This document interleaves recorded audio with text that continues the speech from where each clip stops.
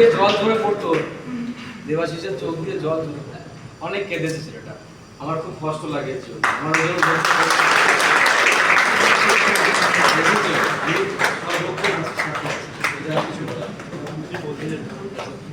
অবশ্যই ও কিছু বলতে চায়, আমরা দেখি শুনি ওর থেকে।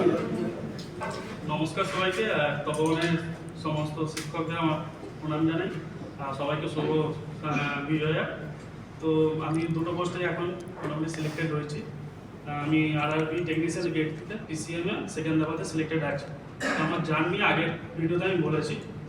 আর শুধু যে সিলেকশনের পরেও মানে যে আর বিপদ আসবে না এরকম কিছু নয়, আমার ক্ষেত্রে এসেছিল ডকুমেন্ট ইস্যুতে।